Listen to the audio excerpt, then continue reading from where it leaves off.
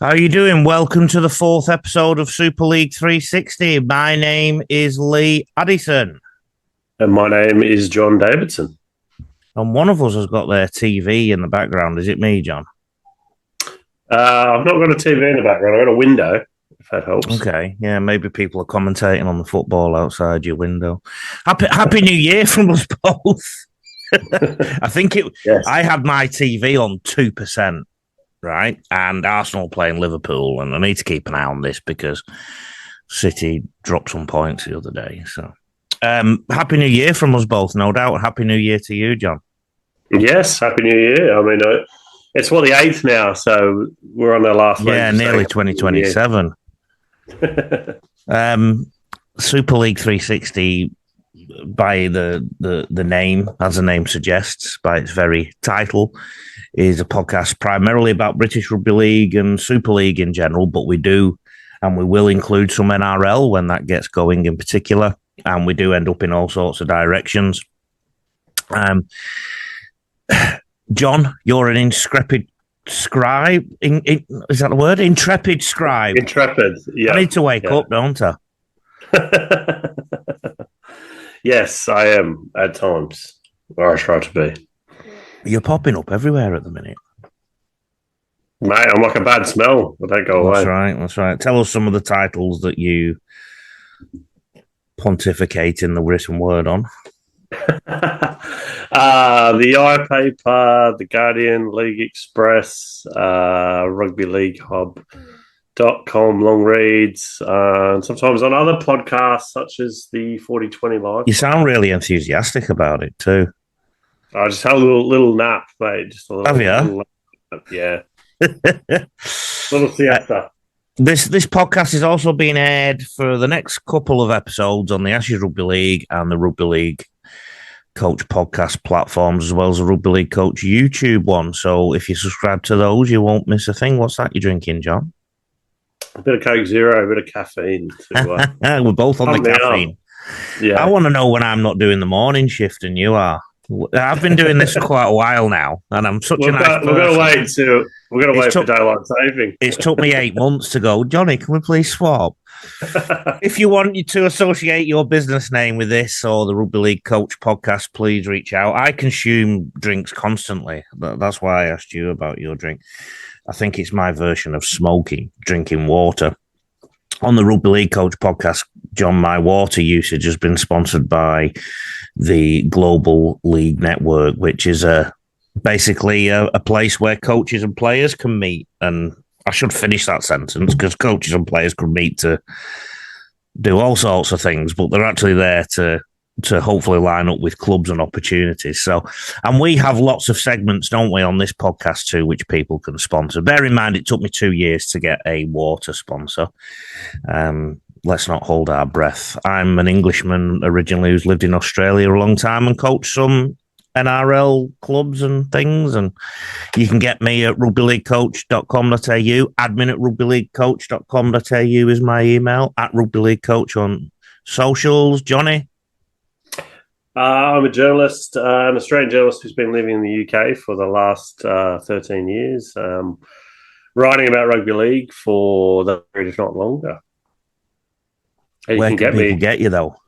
Apart from get you in the eye. Yes, Johnny D. Davidson, and on Facebook at John Davidson Journalist. Right, we're both a bit sleepy. You're sleepy at 8:30 at night. I'm sleepy at 6:30 in the morning. So let's liven this up now. We're full of caffeine. Salford have dropped out of Super League. Their old club has been disbanded. A new club has been formed, and they've got a CEO.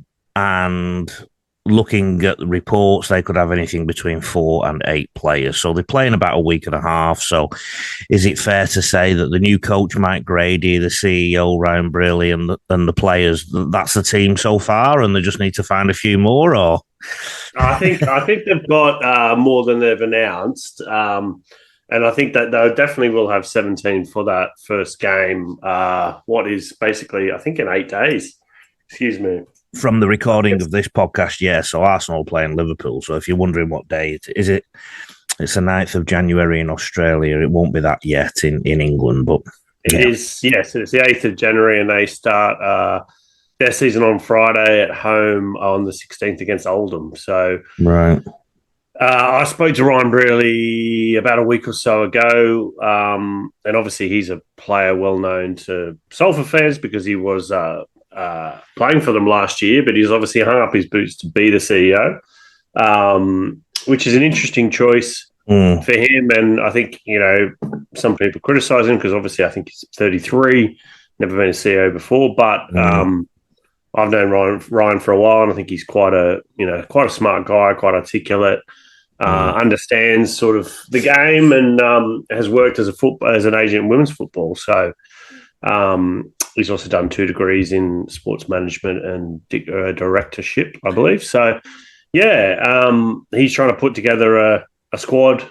They've hired Mike Grady as coach, who was the women's coach at Salford and has coached North Wales and South Wales and been assistant at Widnes and Rochdale and a few other clubs. So it's a big ask. I think, I think they'll get pumped by Oldham. They've also just hired a new first-team coach. Yeah, we'll go to that soon. Calm down. Yeah, in their first game. But I think, Salford fans, I hope, have a bit of realisation of how the season's going to be. It's going to be a very hard season for them.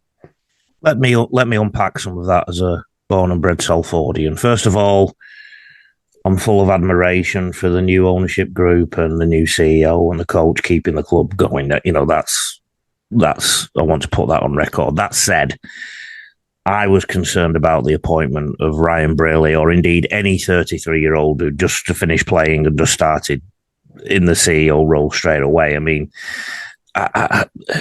I'm pretty sure if they did a bit of a detailed search, they could have found somebody with some experience of managing a business that's just starting out, which essentially is what it is.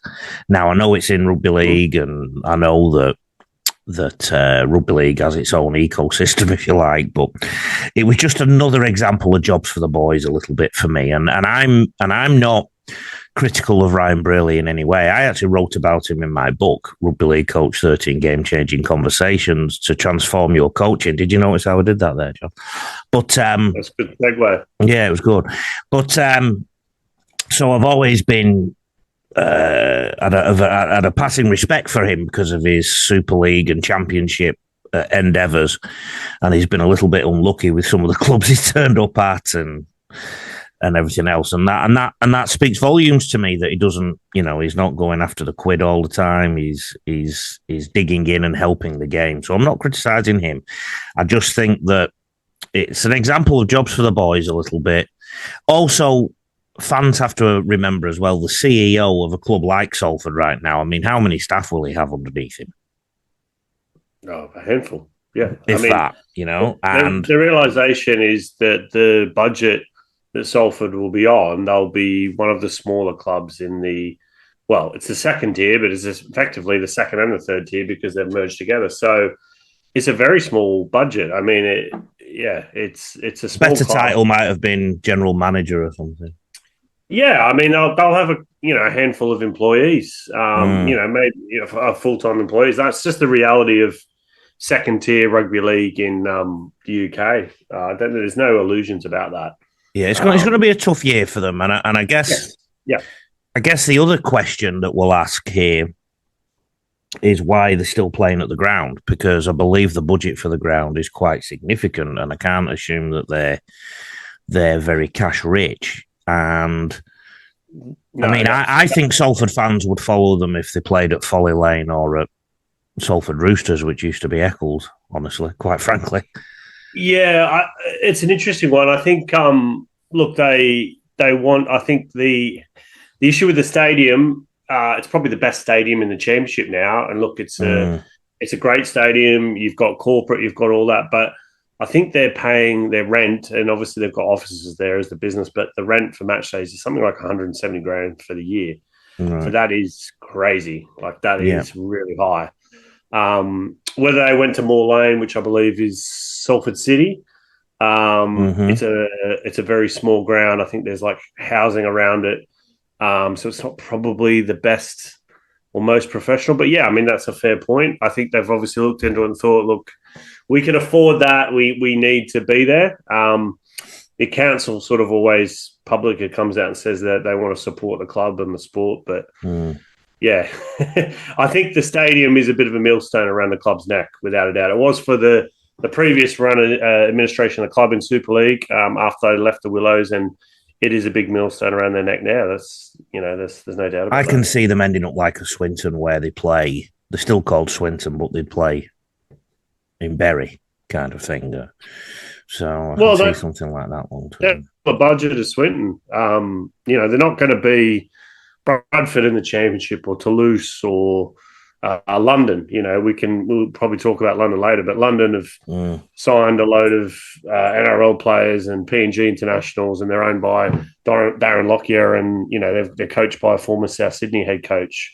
They're not on anywhere near that kind of budget, so there's got to be that realisation. But if you're along, Salford, we're around 150 odd years, and if you're a Salford fan and then the club goes bust and you've got something to support, then that's surely got to be better than nothing.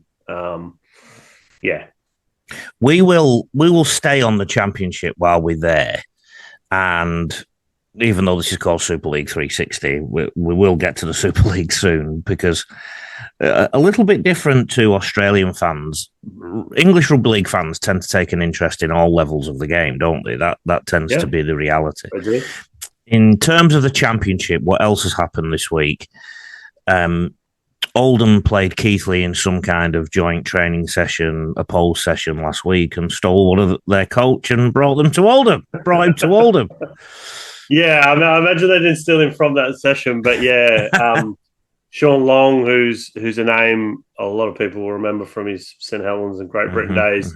He left, I think it was September. It was towards the end of last year anyway.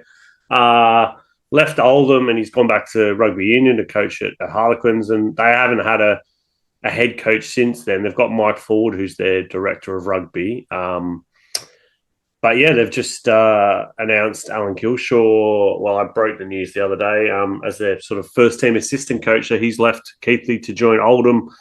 And Oldham, as of, I'm trying to think when the new owners came in, probably 18 months to 2 years or so ago, are quite well resourced. They've got, big ambitions, big budget. They've got a load of ex-Super League, ex-NRL players in their ranks. Jack Walker's just signed with them. They've got Josh Drinkwater, who played throughout Super League and for St George and Illawarra, was a Manly junior, amongst others. So, I think they'll be one of the clubs to beat in the Championship. They'll be pushing for the title this year, Oldham. A coach, Josh Drinkwater, at Manly for a little bit. I just want to mention Kilshaw for a while, because he's had a few clubs now, and he left Oakey in Queensland about 2 weeks before the season last year. Toowoomba, and that ended up creating an opportunity for me. I'm like, if you like, a pseudo. Well, I'm a coach consultant for the place, right? Because we put in a young coach that needed some support, and I know Alan, so I'm going to defend him as well as acknowledge what other people might say. So obviously the forum started to blow up. He's moved again, and he had an issue, didn't he, when he was in England, when he worked at Swinton. I've heard Alan's story about that, and I believe it was sent in a different direction. And, there's two sides to every story. The noose around certain players next. The noose. Yeah. And all I'll say to Alan, who, if you like, is a friend, this has to be his last move for a while. He can't keep doing this. I mean, I know he will have his reasons, and I know that this is rugby league to an extent, but soon there's going to be no clubs left for him to hop around to, kind of thing. So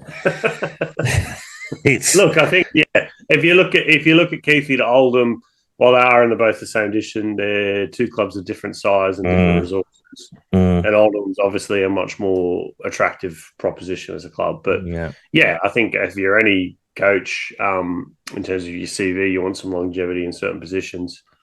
I mean, regardless of the reality, people talk and people make their own assumptions, right? So there's people who've made their own assumptions about the noose thing, which was helped by some questionable stories coming out. They've made their own assumptions about Oki. I mean, to put Oki into context, in Toowoomba, their budget for players and the budget in the competition for players will be more than an awful lot of the championship clubs.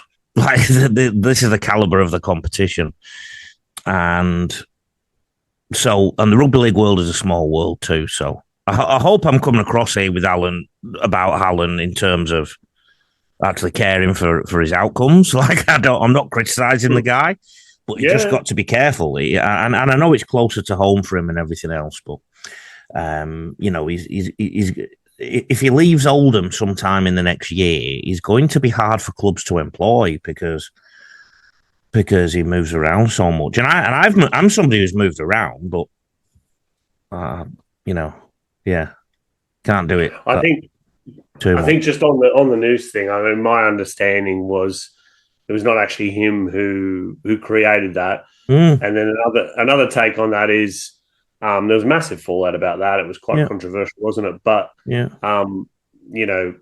teams target players who are injured all the time. It's sort of it's the brutality of the game. There's been a lot of worse things done in the sport. And obviously he's had a fair bit of success in his career. He got Rochdale promoted in the championship over Toulouse, who were had a much bigger budget. Did well at Hunslet. Did well at Serena Crocodiles back in Mackay. So he could be, could be a great appointment for Oldham. And he'll be working under Mike Ford. I mean, it seems to me that Mike Ford has a title of director of rugby, but he is genuinely directing the rugby. And I assume because of Alan's title, Mike Ford will be the one that signs off the team sheets, plan some of the training, if you like, or the direction the training goes in at least.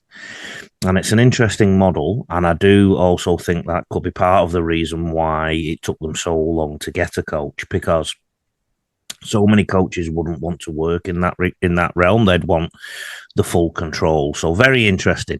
On the championship still, I mean, this is a really interesting thing, and I know you're going to talk a bit about it in Johnny's jab later. But the championship has basically amalgamated two divisions. So it starts in a week's time from the launch of this podcast, so the middle of January. Probably ends in 2029 this season because they have to play each other. There's going to be a big difference, isn't there, between the top teams and the bottom teams? Who are going to be the top teams in that championship? Yeah, I mean, it's a really different, because the championship and League One have merged, and we've had Bradford, Toulouse, and York go up, who were the three biggest teams in the championship, and they're now in Super League. It's a really wide open division. So you've got the teams that I think will be at the top there will be Oldham, there'll be London, then you've got Halifax, Widnes. There's probably a couple of others who could compete. Sheffield, Batley. But yeah, the really interesting one, I guess the biggest one left there is London. They had that takeover by Darren Lockyer and Grant Weichel, two Queenslanders.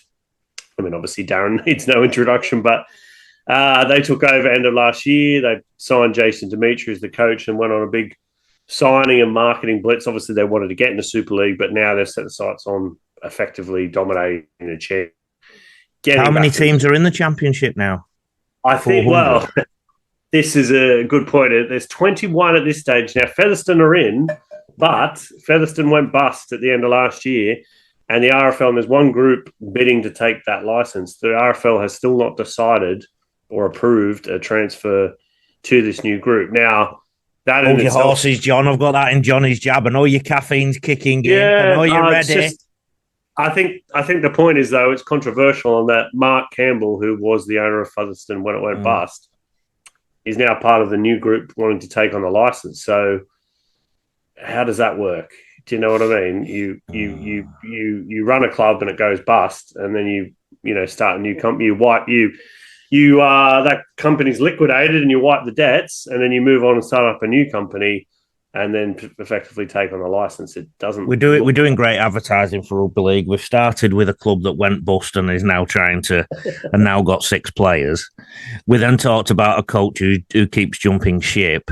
Then we're talking about a club that's going bust but is still in the championship.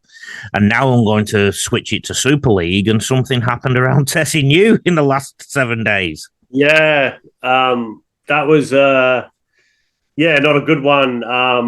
That came across. I was sent to me on Saturday night. You broke that, didn't you? I think I did. Yeah. Well, I broke in the sense that I was the first journalist or media outlet to write about it. It was all over Facebook, Twitter, social media, etc. Effectively, the story is it appears as though his partner had used his Instagram account to publish a series of stories which were alleging physical abuse and psychological abuse from his partner, alleging that he'd been unfaithful and then physically harmed her, and that she was leaving the country and returning to Australia. So that was Saturday night. Sunday morning, those had been deleted from his Instagram account. He'd also then later deleted his Facebook account and his Instagram account. And I went to the club for a comment. I went to the RFL for a comment. Now, usually RFL is not that proactive on these things, but it was interesting that on a Sunday morning, it took them 40 minutes to come back with a comment. And the comment was, "We're aware of this. We won't be making any further comment." Now, right. Lee didn't make a comment until yesterday. And this comment, this statement that the club made has been, I would say, pretty heavily criticised by, well, basically everyone on social media. And I think it's a really interesting case study because obviously the NRL, and you could say other sports, deal with these kind of things, player misbehaviour, domestic abuse, whatever you want to call this thing, off-field issues very differently. Obviously, in the NRL, they come down very hard on it. They've got an integrity unit, but it's very different in Super League in the British game. In my experience, most often clubs will just ignore it. They'll hope it goes away. There'll be no investigations. Another sort of way that they look at it is they think, well, if it's not before the courts or a police matter, then we won't say anything. We won't touch it. We won't do anything. So effectively, I can read out the statement from Lee, but they said the club is aware of social media activity of concern for one of its players' accounts, that of Tessie New. Club owner Derek Beaumont said the club can confirm that the player's account was accessed externally and without his knowledge or consent and deleted a short period thereafter. We were instantly aware of this as it happened. As a club, we have policies and procedures and employ a player willful manager who is a qualified counsellor. Our first port of call in these circumstances is to ensure the welfare of our player and any external party that may be involved. This was immediately initiated. Having since personally spoken with Tessie and Kiana individually and at length, and then our player welfare manager and head coach, I'm completely satisfied they are both being fully supported. I can also confirm there is no official complaint to the club regarding the player nor to any relevant authorities. To that end, the club will make no further statements about the matter and would welcome supporters' trust in the club's processes and findings. So I would summarise that as nothing to see here. Yeah, I mean, you could read between the lines there. I think it's interesting the way they've dealt with this and that. They waited, 4 or 5 days to come out with it. They've sort of pointed out there's no official complaint to the club, nor to any regarding Tessie New or any relevant authorities. That doesn't mean they can't or shouldn't act. They don't mention an investigation. They don't mention any potential, suspension or discipline against the player. I think it's just generally not a good look. And I think the comment about we would welcome supporters' trust in the club's processes and findings. What do you make of that, Lee? What's your take on that? It says to me that they understand that what the statement that they're putting out could create more questions. So, in other words, leave us to it, please. Trust us. And the reason it will create more questions is because there's some doubt as to what's gone on still. It's not, we've still not had a explanation as what has gone on. No, we haven't. So, we don't know Yeah. We don't know the facts, the circumstances. All we know is that there's been an allegation of assault made. And innocent till proven guilty and all that kind of thing. Yes. But they did infer that his social media account was hacked. Yes, I would imagine, it appears to be by his partner. So why not just, I think the interesting thing is, though, that the club says, just trust us, we'll deal with it. Yeah. I mean, in your experience, Lee, in professional sport, particularly in rugby league, would you say it would be right to trust clubs to deal with these things? Not when one of the players is quite a talent, no. That's almost laughable in the sense that, you look at the Ben Barber situation at Canterbury Bulldogs. You look at, I can use a Lee, and this is not a go at Lee, but Lee Leopards, not Lee Addison, but yeah. Yes, Lee Leopards. Yeah. 2 years ago, Zach Hardaker got done for drink driving the second time. He went to court, etc. This was a week before the season over against Huddersfield. He played in that game. Now, Lee never said if there was any discipline or, they took a pay, they took some money off his pay, whatever.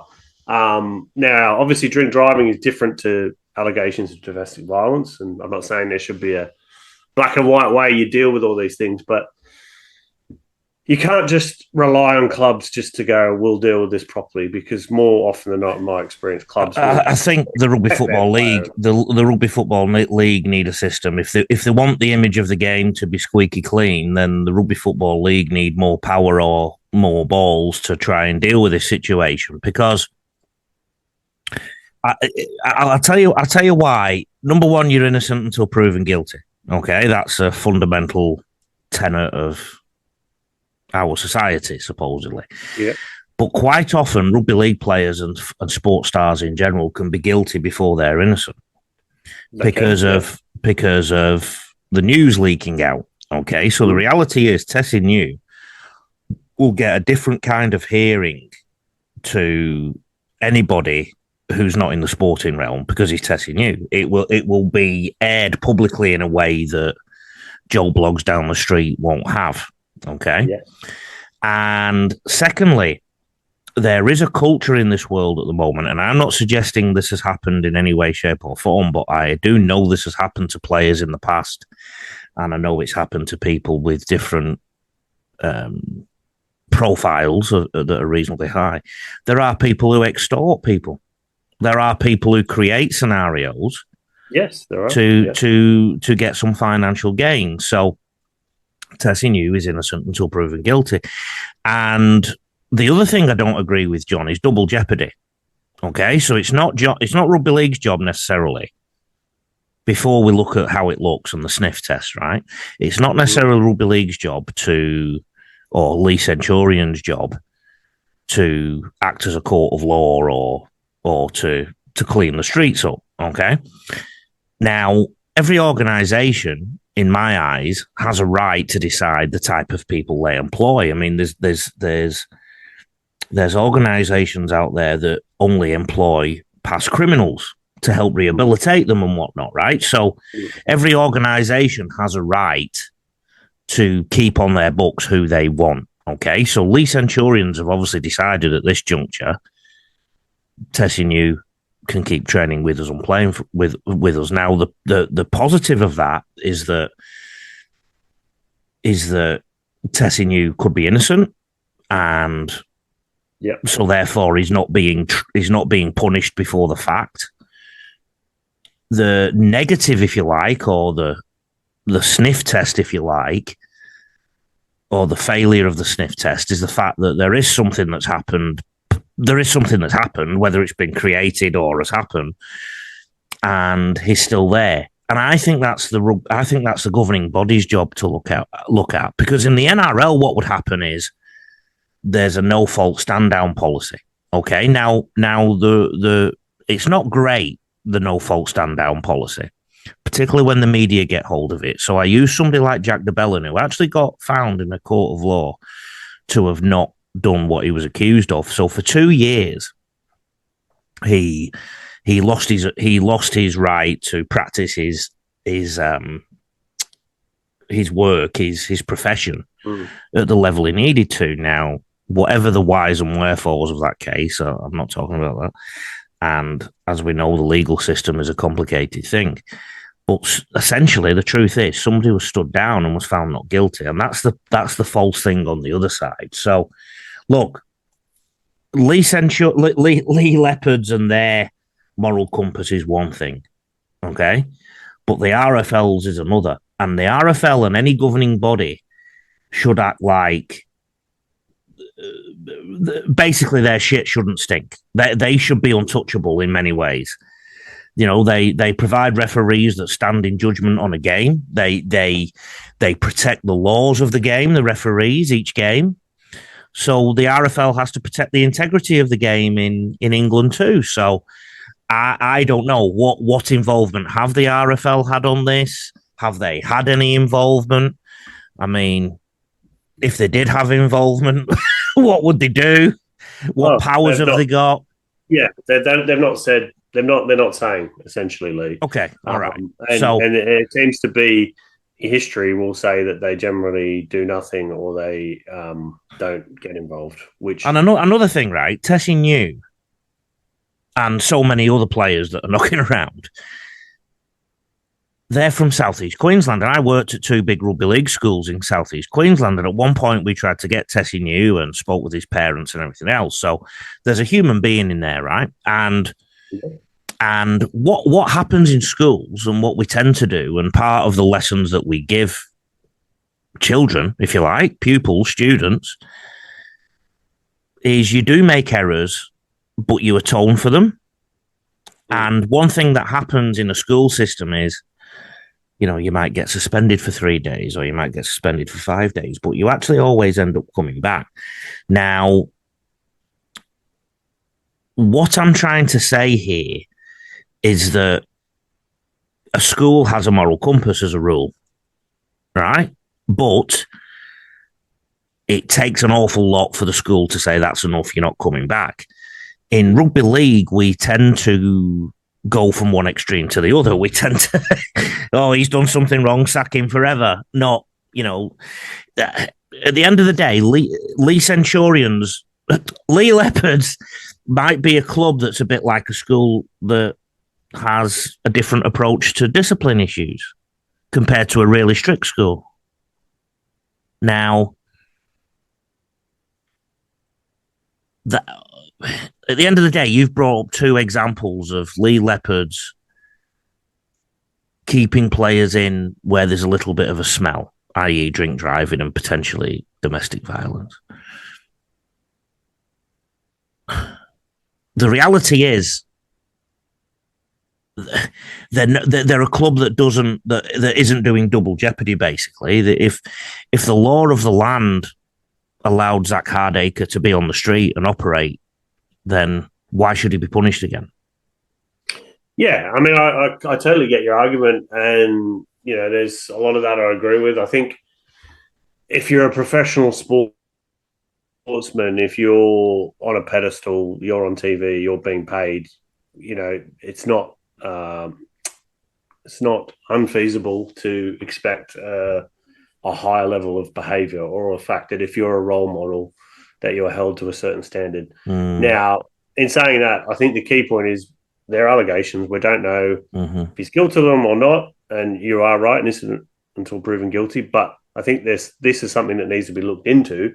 There needs to be an investigation, and having dealt with the NRL Integrity Unit last year, my experience is they do a very good job at investigating these things and looking into them properly, and then coming up with either a punishment or a finding and whatever it is.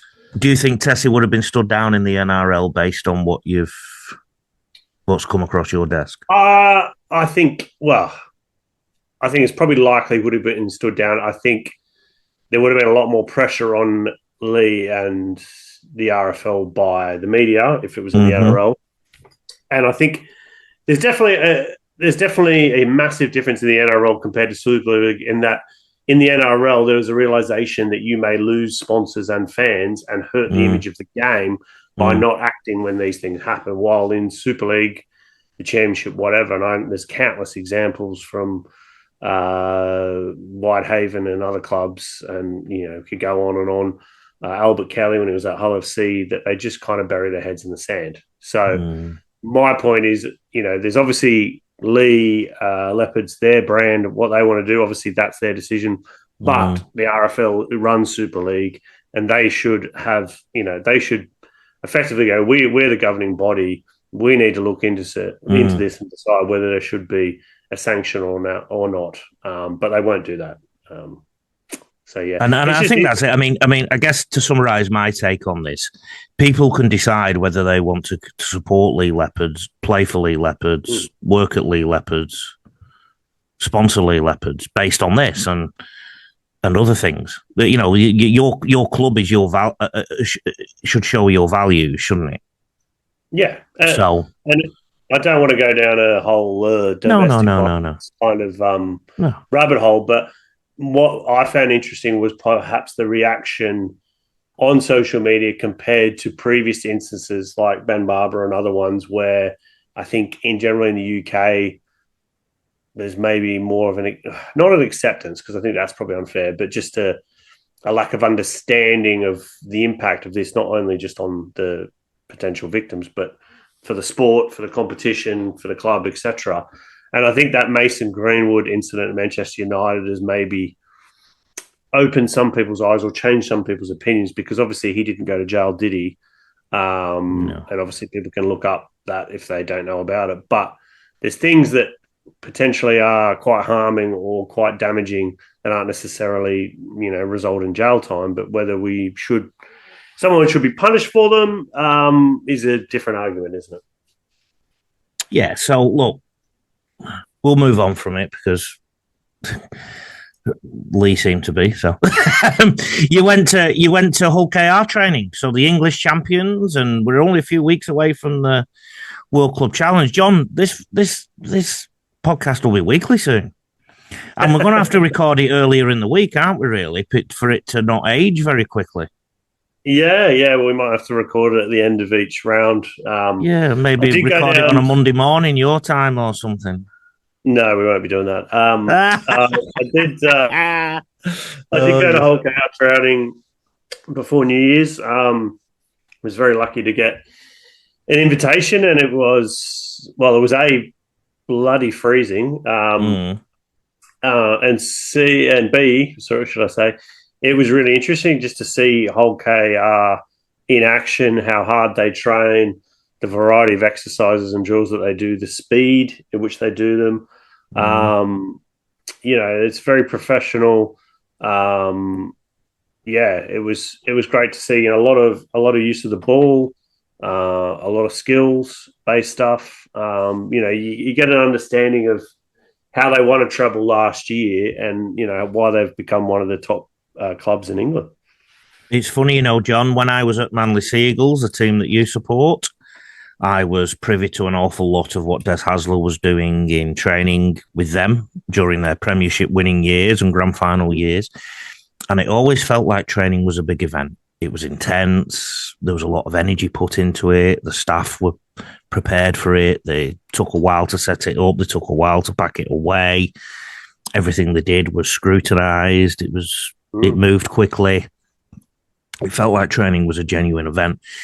Around the same time, I also did some work for the New South Wales Rugby League, and I had to take some talented juniors for camps and stuff, and we actually went to a few other NRL clubs at the time.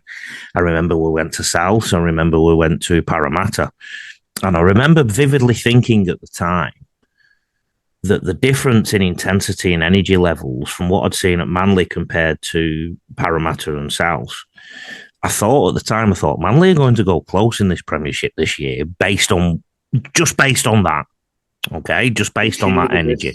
And people talk, if you go to Storm training, they talk about the intensity of their training, for example. And I'm sure some of the top clubs that are regularly at the top, that can be attributed to them too. So no, really good insight. And if you'd have gone training at Salford or Featherstone, you might have got a game. You might play fullback for Warrington because Dufty's leaving. He is, yeah. I mean, it's not a big surprise. there was some disciplinary issues, turning up late to training and whatnot Right. last year, and he got dropped. It's interesting that I think he had quite a close relationship with Sam Burgess, but obviously, as we all know, Warrington's season went down the toilet last year, and they've been looking to offload him for some time. I think there was originally rumours about York, then Widnes, even potentially London, but he has gone back to Australia without a club. So, I think for Warrington, he's obviously been one of their key and best players for a couple of years now.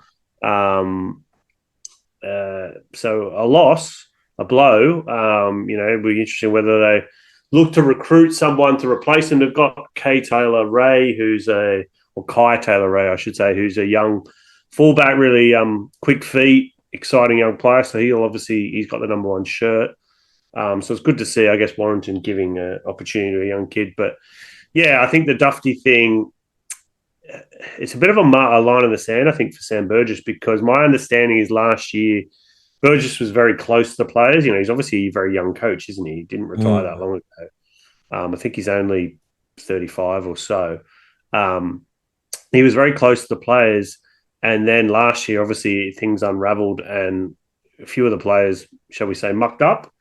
And then I think he tried to come down hard on them. And that didn't really work, because you can't switch between being a player's best mate and then, aloof and kind of, you know this much better than me, managing a group of players. After they got flogged by Wigan in Las Vegas, he was videoed dancing on a table somewhere in Las Vegas. So, I mean, that's another perhaps not a great look. So he tried to reel that in mid-season and it hasn't worked. Now, he was close to being sacked, Burgess, but he's escaped the knife for now. But I'll tell you what, if Warrington start the season poorly, if they lose 4 or 5 games in a row early on, it won't be a surprise to see him get sacked. So sounds similar to the England cricket team, John. Players getting pissed and causing kerfuffles. And the difference with the England cricket team, I think the Warrington are as arrogant as the England cricket team. Right. What did they say? It was the worst Australian team for 15 years or something? Well, it statistically is. Well, statistically, they just won the Ashes 4-1. So but statistically, put that statistic flare up your clacker. Yeah. Well, you've offered one statistic and I've offered another. I mean, if you need to win an Ashes by fiddling with Snicko, then you can be happy with those wins. That's fine. Anyway, I think Warrington is an interesting place at the moment. There's definitely pressure on them to start the season well. They've not gone all out with the recruitment. They are trying to use their academy and their local juniors. So, it'll be interesting. But, Dufty's gone. I don't know. Can you see him resurfacing in the NRL? I think the knock on Dufty when he was at St George Illawarra, and he didn't really play much of the Bulldogs, did he? But was that he's a great attacking player, but defensively not good enough and a bit rocks and diamonds. As soon as we finish this podcast, I'm ringing the Okie Bears president. I don't think he's going to end up in Toowoomba. That's all I'm saying. That's all I'm saying, mate. I didn't say I was going to ring him about Matt Duffy, did I? You're a journalist, mate. You should be all about the facts. NRL news. Perth Bears are finally announcing some players. Nick Meaney apparently is close to a long-term deal. Tyron Wishart could be close to putting pen to paper. They've got Josh Curran, which I think is a good signing. Liam Henry. Where did Liam Henry play and win a premiership? Was that Penrith? Yeah. And they've also got Toby Sexton in 2027. So they've all of a sudden put a team together or getting close to putting a team together. I think they have as many players as Salford. Yeah, they've got some better players than Salford, but I think they've still got a lot of work to do. I mean, they really need a spine. Like Toby Sexton, he's an okay player. He's an NRL halfback, but he's not, Munster, is he? He's not Matt Duffy. Well, look, I mean, Dufty needs a club now, not the 12 months time, but they need. They've gone all out for quite a few players and missed out, so they need some big fish. Apparently, Meaney's going to be fullback and goal kicker. Yeah, I mean, Look, I think Meunier was great for Melbourne. I think he was the Dogs before that, or Newcastle. I can't remember. It didn't really stand out much, but he's gone to Melbourne and done really well in Craig Bellamy's system. So credit to him. But they, as I said, I think in the last podcast, if I was them, I'd be going all out for Pappenhausen, for Lomax, and for Tino. Lomax might end up at the Storm.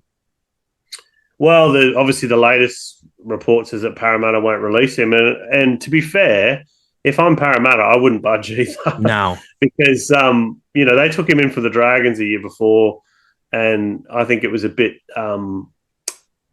harsh what happened with, getting the release for R360 and that falling on his face. So, look, if you're the Wallabies, they should be all over Zach Lomax. But also if you're the Perth Bears, I think, he played Origin last year. And he's one of the best wingers in the world, so I'd be getting him. I'd be signing him up straight away. Moves clubs a lot.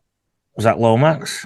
Yeah, you don't like people who do that. They're not allowed. Oh no, I can't judge too much. I've moved clubs too, but there's a limit to what you know. Johnny's jab, RFL. I won't repeat what you put in the text. Yeah, look, I think we touched on a little bit earlier with Featherstone. Still no decision. Your caffeine kicked in now. Are you ready to go? It has, yeah. Gloves. I'm fired up. Still not made a decision on Featherstone, a week or so before. They don't have an owner, a coach, players. Salford, they didn't actually Salford couldn't register their coach until the 5th because the RFL were away on holiday with a festive break. So I think that means Salford will only get 4, maybe 5 training sessions before their opener. So that's a great preseason, isn't it? The 1895 Cup, which is kind of like the second division Challenge Cup for people who don't know, that hasn't been announced. The fixtures, is that on? When's it on? No one seems to know. It's going to be moved away from Wembley, the final, but there's announcement of when that's happening. I think the RFL, and we've talked about the Tassie Newey thing. The RFL's just made a statement, said we're aware of it. We're not making any more statements. Like, is that good enough in 2026? I don't think so, Lee. I think they need to lift their game. They need to get on the ball. They need to be more proactive. They need to be held accountable. Why aren't they? Well, there's no one really to hold them to account. I try and do my best, but there's hardly anyone who does that. Look, yeah, that's just the way the sport is in the UK, sadly.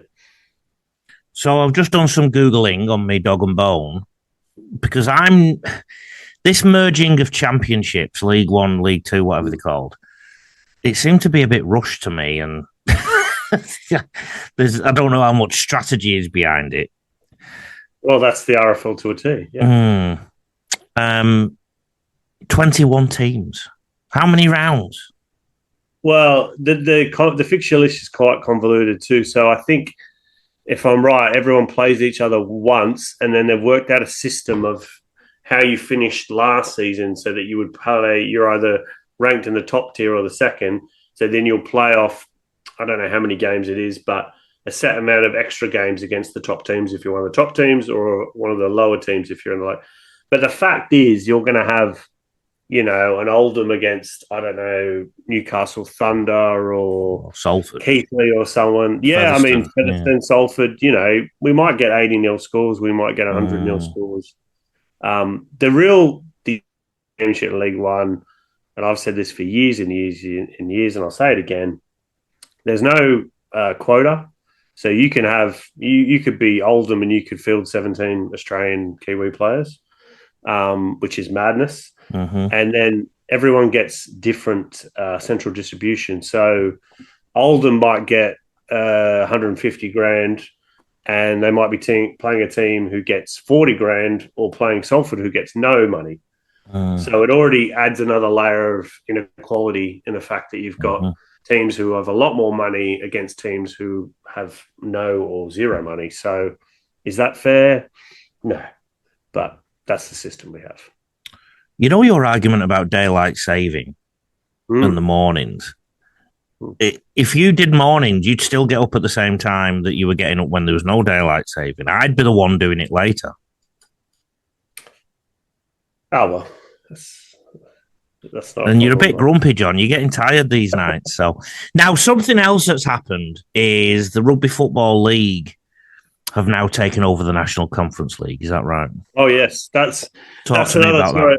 Yeah, I can link that back to the jab, but essentially this has been rolling on. This is another thing you mentioned, rushed or not thought out. So effectively in September, they told the National Conference League, which is the top level amateur league, so just below the professional game, that they wanted to restructure the men's amateur game, and instead of having two national divisions and then regional, they wanted regional all across.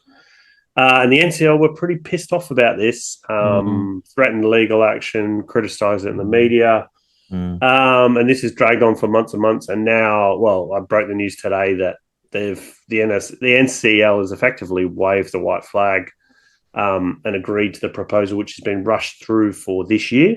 There is some rumours that the NCL clubs were worried that they wouldn't have referees or insurance because the RFL would pull those if they didn't agree to their restructure. I might be able to write about that in the near future. We shall see if people will talk. But yeah, it's another bad look, really. It looks like the RFL's tried to strong arm the NCL and the NCL clubs, the likes of Siddle and Criggleston and, strong amateur clubs who produce so many great players across the UK. The RFL says it's because they're trying to halt the decline of participation in the male levels. Obviously, there's a huge drop-off when boys or teenagers hit 16, give the game away. But the fact is this has been happening at least since 2017, not since COVID, that the RFL saying, and they've done nothing. And then they've suddenly... It happened in Australia too. Oh, it does. I mean, look, it happens in pretty much every sport. Like the way modern society is, people aren't playing sport through into adulthood, aren't they? There's more higher obesity. There is. But I think the RFL approach just seemed to be trying to force this way through instead of having a dialogue with the players, with the clubs, with the volunteers. They've just tried to force this through and rush it, which has pissed off a lot of people. If the NRL were taking over the National Conference League, people would be applauding him and allowing them through. Because the NRL are a competent organisation for the vast majority of what they do, and they've achieved things. And I think there's a very big difference with the RFL taking something over because I'm all for, the game being streamlined, etc. I'm all for that, but I think confidence in the RFL right now is a significant low. I mean, in my lifetime, confidence in the RFL and its administration of the game tends to go from low to lower to very low, as opposed to high to medium to low. And the NRL don't run the amateur game, do they? The New South Wales RL and the QRL run the amateur games. But you are right. I think what I've read up and looked into the RFL proposal, it makes sense in terms of the regional conferences. But the way they've gone about it isn't good. They probably need one thing I find about movements of this kind, it goes a bit too much towards the revolution route rather than the evolution route. And sometimes you've got to delay some things. So, for example, I think most rugby league fans would like to see something similar as what's happened in Venezuela. I think they want to see Peter Volandis come in and throw Nigel Wood and his team out and just take over the Rugby Football League. But the reality is, the RFL aren't fantastic at communicating, so they're probably trying to do some good things here, but we don't know them. And like I said, trust in them is pretty low, I think. And they've also done a lot of these things quickly. So they've been in the game. We've had this new group running the game, if you like, headed by Nigel Wood for 6 months, and we've already got two extra teams in Super League. A 21-team championship. We've had a 3-0 Ashes defeat where nobody seems to give a rat's arse, and we couldn't even paint the field properly. And we have clubs going to the wall. And we also have this movement where they've effectively, to use your term, strong-armed the Conference League, or perceived to have strong-armed the Conference League. Now, a lot of those decisions that have been made, I mean, a 14-team Super League, it's certainly not going to help the England team win the Ashes, because allowing 10 overseas players at every Super League team, which is another thing they rush through, that's not going to help. So those two things act in contradiction. 21 championship teams. Like you said, there could be 80-0 score lines, and, Goliath is playing against David, and on a few scenarios. So, look, they've done a lot of things quickly. Some of them are probably sensible in their eyes for whatever reason, but I'd love to know what they are. I'd love to know why they want a 21-team championship. I'd love to know really why they want 14 teams, apart from this loop fixture thing, right? Loop fixtures have been turned into the devil all of a sudden in the last year, just because one or two people complained about them in fan forums. The loop fixture thing is a nonsense. And you are right. They rushed through the expansion for 14 teams. They've never really articulated the reasons why. There's not enough why they should do it, which Wigan obviously spoke openly about, and they didn't really have strong discussions with their broadcast partner, which seems like madness. But the funny thing is, and I forgot to mention this earlier, but Sean Wayne, 2 months since the end of the Ashes, and we've still not had a decision there. So they do rush a lot of things, but they're sitting on their hands when it comes to the England team. What they did rush is that they're not going to get a fixture England middle of next year, and they're not going to get any training sessions. They rush that through. Well, there is the hypocrisy of that. There seems to be this belief that France are not worth playing. No one wants to watch them. They're not good enough, so it's not great enough competition for England. But last year there was a week off set aside for that game, but they didn't play the game, so everyone just had a week off. So this year there's not enough time. So you can't win either way, can you, Lee? No. Are you ready for Lee's laugh? I'm ready. I'm ready for a chuckle. Because I want to promote this podcast directly to fans, I've got on Facebook, I've joined some fan groups in England, like the Wigan Warriors fan group, blah, blah, blah, blah, blah. And most of them just let you in, or most of them ask you a question, which team do you support, etc., etc. Huddersfield and Featherstone Rovers fans, you sometimes go to a nightclub or a bar and they don't let you in because wrong shoes. You might have rubbed your eyes or something like that. Don't like the look of your face. Even though the only drink you've had is Coke Zero.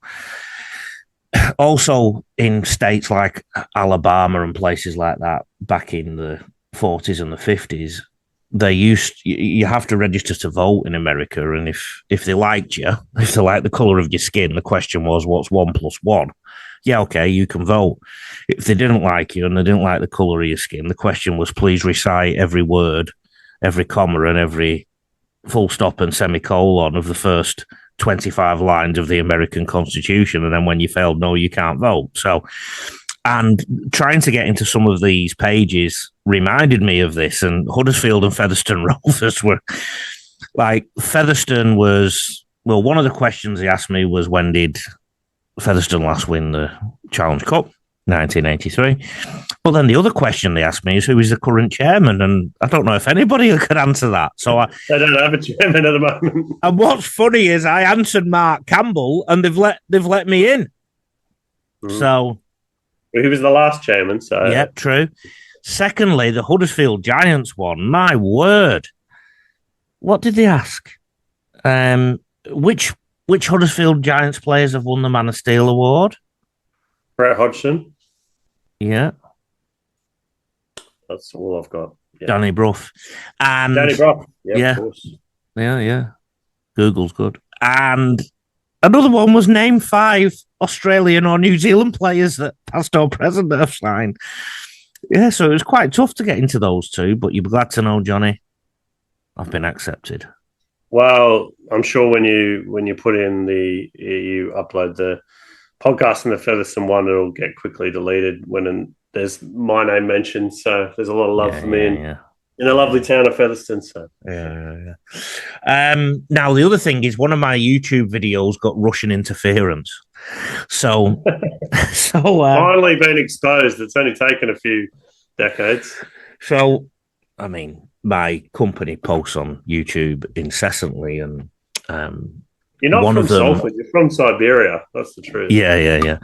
One of them violated something that's not liked in Russia. So I got an email from YouTube and violation, and There's all these different color things on my YouTube channel. Anyway, it says find out more. There's one country where it's been banned, Russia. Russia.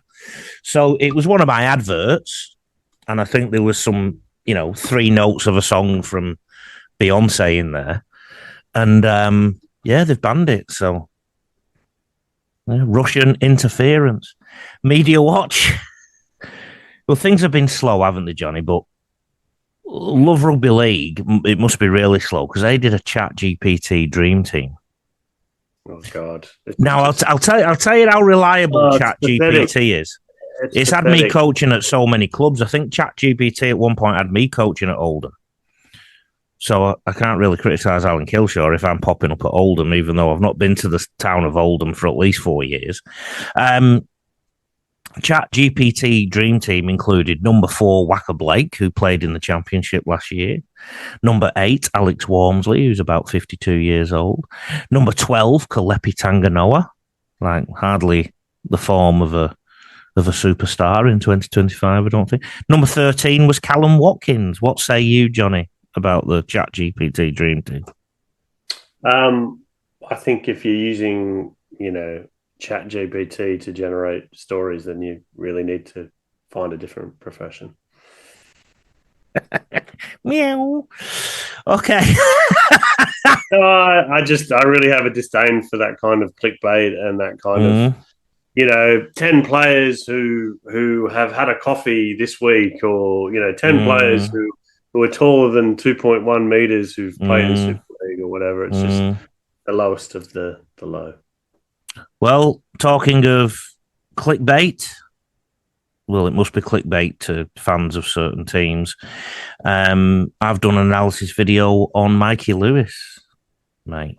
And basically, at the end of each one of these podcasts, I will stick this analysis video on for the viewers, the listeners. I hope you'll get something from this. Most of the analysis will be Super League and Super League related because it's basically the footage can be accessible. I've done Mikey Lewis this week. In future weeks, I'm going to do Reece Walsh, Pat Carrigan, players who will be playing in the World Cup Challenge, basically.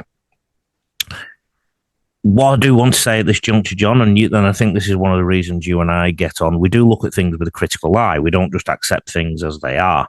Mikey Lewis gets an awful lot of press and he gets bumped up a lot and the camera looks at him an awful lot. When I look at an analysis video, John, I look at it like a coach. How can I improve this player?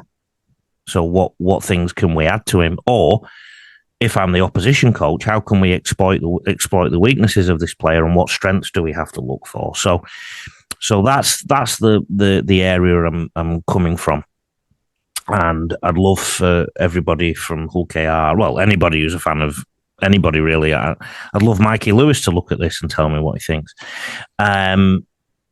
Like I said, if you're listening, I hope you can get something out of this. But if you can't and you want to watch the video, it's actually its own unique clip on YouTube as well, which I know, Johnny, you've shared on your X. So I'll catch up with you in a fortnight, John. Where can people get you in the meantime? Just remind them. Yeah, they can get me on Facebook at John Davidson Journalist, and on X at Johnny D Davidson, and also on Patreon at rugbyleaguehub.com long reads. And you can get me admin at rugbyleaguecoach.com.au, email at rugbyleaguecoach on socials, rugbyleaguecoach.com.au. I hope you enjoy the analysis. See you in a fortnight. Hello and welcome to the first Rugby League coach analysis video of 2026. My name is Lee Addison, owner of rugbyleaguecoach.com.au. Happy New Year to you. We're only a few weeks away from the World Club Challenge between Hull Kingston Rovers, the UK champions, and Brisbane Broncos, the Australian champions. And you'll also get to see Hull Kingston Rovers at Las Vegas too, which is a matter of weeks away, quite frankly. And one of the players that has got the highest profile at Hull KR, as they are more commonly known, is Mikey Lewis, who you will have seen play for England in the halves and also at dummy half and at fullback briefly in the third test. There's been a lot of fuss about Mikey Lewis. I'm not going to waste any more time. I'm going to share my screen with you because look at the headlines that Mikey Lewis has enjoyed over the last few years. So as discussed, this is the man that we're looking at. Mikey Lewis, Hull Kingston Rovers, has some great headlines on the radar of several NRL clubs with possible transfer dates, suggested Love Rugby League a few months ago. Super League Grand Final hero Mikey Lewis named in England squad, said 7 News. And it says the Kangaroos have a big headache. Well, I don't remember them having a headache. And also, Lewis will light up Vegas after inking a new Hull KR deal. So there's no doubting there's a lot of attention around this guy. So let's see if this is all worthwhile. Here he is in the Super League Grand Final. This got people excited. Here's that left foot step and it led to a try. I think that was the try that got him into the England squad. Here he is kicking a 40-20 in the Challenge Cup final earlier in the year. Here he is with a very long dropout where his team got some possession back. So the kid definitely has some talent. But we, as always, as coaches, we look for things that we can exploit, and I'm putting myself in Michael Maguire's shoes. That kick there, he has a tendency when he kicks long to put the ball down the throats of opposition defences, so not very good at finding the space. He is better, however, when he does attacking kicks, and he tends to weight them very perfectly so that there's a good challenge between attack and defence. There's a couple of examples here of him doing this, where Hull Kingston Rovers definitely were in the fight when it comes to regaining possession and potentially getting some kind of win. Please, if you haven't already, consider having a look at my book, Rugby League Coach, 13 Game-Changing Conversations to Transform Your Coaching. Words from James Tedesco, Ronaldo Mulatalo, Matthew Elliott, Noel Crusher Cleal, and others in that book, including all the coaching tips I hope you will need for your 2026 season. We're now looking at Mikey defending. He's the last defender on the left as I have paused this screen. He is number 6. You will see his legs are actually quite far apart when he's defending, and the problem with that is you can't change direction at short notice if you're in some kind of stance like that. And here he gets exploited a little bit because he turned in, then he has to turn back out. You may remember in a previous analysis video I showed you an example of the Hull KR right centre doing it really well. Mikey Lewis was all at sea there and actually ended up going behind his defensive line. Warrington seemed to target this area a little bit in the Challenge Cup final. Here you will see again, his legs are open, he's sat in the seat as we say it, and therefore he gets delayed when he has to change direction and has to keep going on the slide, and he's actually late to the tackle. So he's somebody like Reece Walsh or the 6 and 7 for Brisbane Broncos can really target in defence and hold him up a little bit. He's a very willing defender, like I said. He will chase things down. And the flip side of that, though, is that you can drag him out of the defensive line. Here he is going a little bit low in his tackles. He has a tendency to go either really high or really low. Here he is going low again, but that was probably a textbook tackle, and he killed the ruck really well on the back of that. That is rare rather than common, though, in the big games. Here he goes higher. Like I said, a very willing defender. No dramas, but tends to move very quickly off the marker area. Here he backs away and goes really low. So I'm going to show that to you again. If you look at this defensive line, he's already a little bit behind it. All he needed to do was stay in that line. Instead, what he did, he backed away, and this gave the opposition number 6 the chance to target him in the defensive line. He ended up pulling off a really low tackle and was unable to completely get the ruck controlled on the back of it. So this is what Mikey Lewis can be capable of in defence. Here he is turning in again, probably a little bit too early, a little bit too enthusiastic, and then he went too high and got knocked on his backside. So you will tend to find this with with Mikey Lewis. Now, do you notice how the Hull KR markers aren't square? It happens so much in Super League. Okay, so don't be surprised if it's an English referee if this happens in the World Club Challenge. Mikey Lewis is in the defensive line, his legs are nice and wide there, and he ends up planting, and luckily for him, the tackle comes to him, but did you notice how much go forward the opposition forward got? Here he is defending for England in the first test. Again, coming out of the line, didn't really need to. The ball went outside him. You may remember Australia had a bit of joy on the right side of the field early in this game. There he is missing a tackle. Here he is later in the game, getting it wrong again, going too low and coming in. So certainly something Australian attackers in the Brisbane Broncos side can exploit. Here he is out of the defensive line, and he's isolated himself in defence, so a lead runner ties him up and the ball goes outside him. One of the highlights of the Rugby League coach offerings of the Coach Mentor programme, this is our blue chip programme if you like, please have a look at rugbyleaguecoach.com.au/Coach Mentor. In terms of our results, 2026 is our 4th year of doing this. We've so far had 8 grand final wins, 11 teams were competition runners-up, 92% of our teams finished in the top 4 of their competition, every single coach and team improved. Let's have a look at some of Mikey Lewis's attacks. So coming out from his own exit, just setting up, he will literally just catch and pass, or he will turn the ball inside, far away from the defensive line.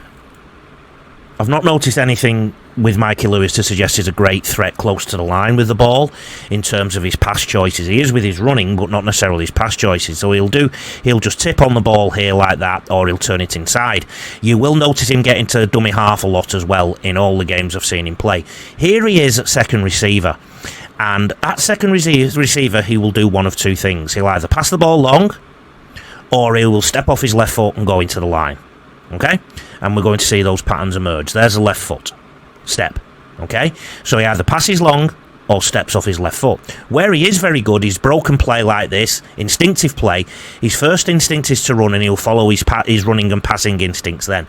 When he has time to think, I think he doesn't come up with many options, because when he's at second receiver, he's got nobody coming inside him. His outside options aren't fantastically shaped up.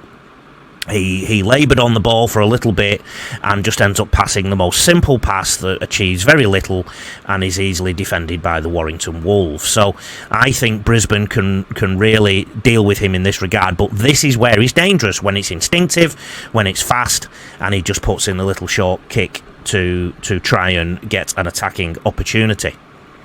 So when he's at second receiver, we can predict what he's going to do. He's going to run at the line, or he's going to pass long. In broken play like this, when the play is fast, this is where he gets better and he looks more dangerous. I think his first instinct is to run. Here's another instinctive play where the defence isn't necessarily in his face, and the team got good go forward on the back of Mikey Lewis's interventions there. Here he goes down the short side. So we do have a talented player, but I do think that he can be very easily controlled by the Brisbane Broncos. When he's setting up a set, i.e. if he's first receiver and he's part of a set construction, he has a default where he likes to just turn the ball back inside for no clear apparent reason. So here you will see, just turns it back inside, doesn't really do much of the defence. That's a default setting for him.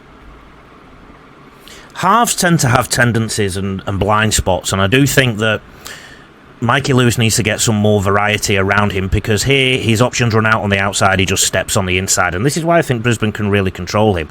That said, when the play is loose, when the opposition are going backwards, when they're retreating, I think he's brilliant and makes the right decision. Here again, I think he did well to get some go forward there. He's organising the next play on the back of that.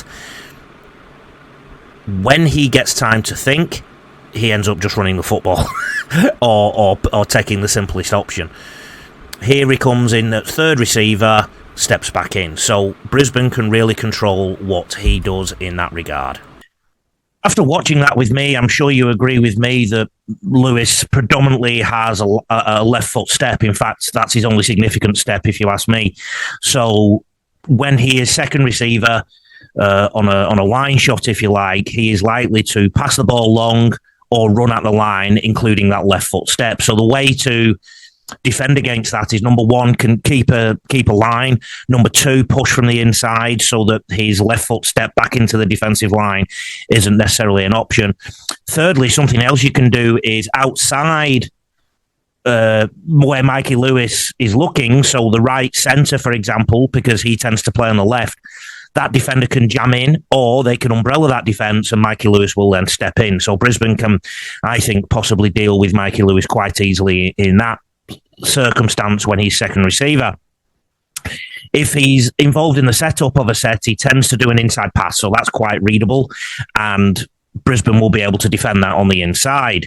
That said, all I've said about his attacking weaknesses, or his tendencies, if you like, his first instinct is to run. And I think he's more dangerous in broken play. So when the play is fluid, when the defence is moving backwards, when he runs at the line, he makes good decisions when he's backing his instincts. When he has to think, when he has to plan, I don't think he's as good. And that's where Brisbane Broncos have to be very wary, particularly on the last tackle. If he gets caught with the ball a couple of times, he just dummied and went through the defensive line. Defensively, he's a very, very willing defender. That said, though, I think sometimes he overcommits to things. He'll go either too high or too low in the tackles, goes too high, sometimes gets bumped off, goes too low, quick play the ball on the back of that. And the other thing you noticed in the clip is how he sometimes overslides. He slides past the ball, or he comes out of the line too quickly. That said, there's so much energy about him. He's a very willing character, and it's certainly somebody Brisbane Broncos have to be careful of. The next few weeks, you're going to see a little bit of Reece Walsh, and you're also going to see Jez Litton and Pat Carrigan as well in the analysis videos. Take care. Have a look at rugbyleaguecoach.com.au/coach mentor.